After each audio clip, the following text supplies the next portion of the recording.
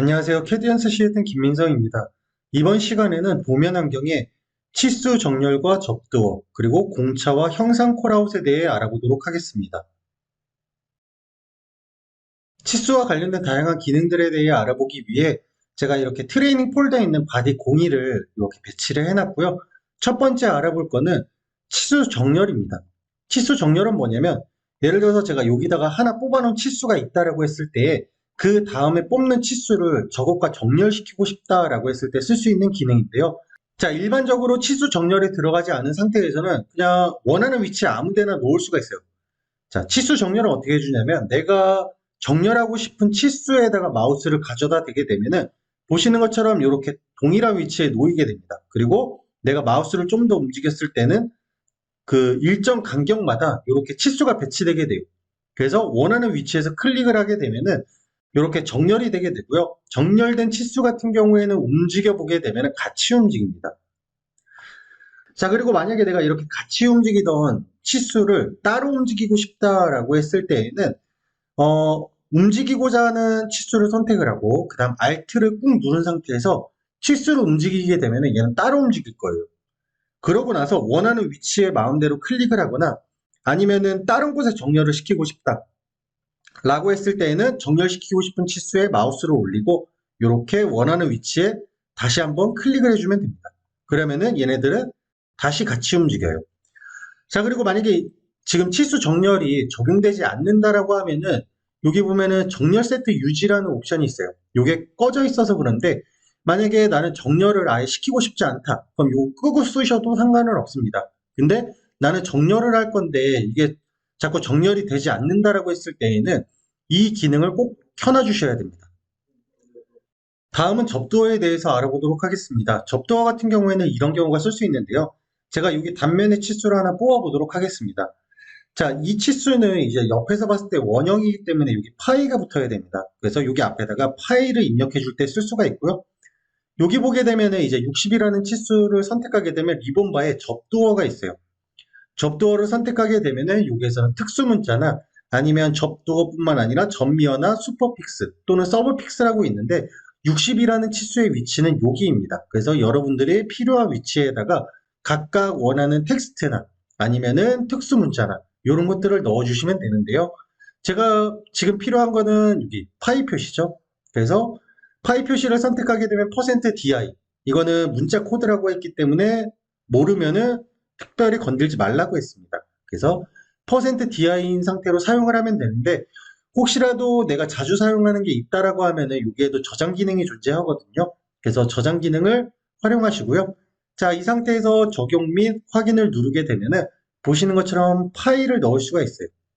그래서 이런 식으로 해서 접두어나 전미어 또는 위아래에다가 텍스트를 넣을 수가 있습니다. 자, 그 다음은 공차입니다. 공차 같은 경우에는 이 접두어 위에 보면은 치수 유형이라고 있어요. 이 치수 유형에 보게 되면은 공차가 여러 종류가 있는데요. 첫 번째는 단위 공차입니다. 단위 공차를 선택하게 되면은 이제 여기 하단에 공차 탭이 있는데 이 탭을 선택하게 되면은 여기에다 공차 값을 넣어줄 수가 있고요. 만약에 플러스나 마이너스 값을 바꾸고 싶다라고 하면은 앞에 버튼을 누르게 되면 토글 형식으로 되어 있습니다. 그래서 예를 들어서 플러스 0.1에서부터 0.3까지다 라고 했을 때 이렇게 공차를 줄 수 있는 게 단위 공차입니다.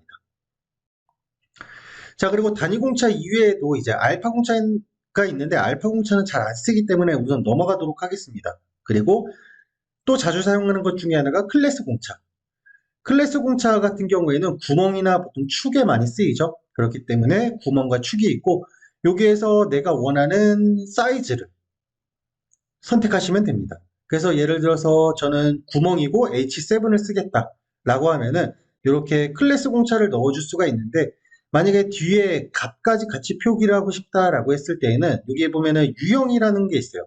그래서 유형을 선택하게 되면은 뭐 7가지 정도의가 옵션이 있는데 이 공차 있음을 선택하게 되면은 이 공차가 들어가게 됩니다. 그리고 나는 아예 내가 원하는 대로 공차를 넣고 싶다라고 했을 때에는 사용자 정의를 활용하시면 돼요.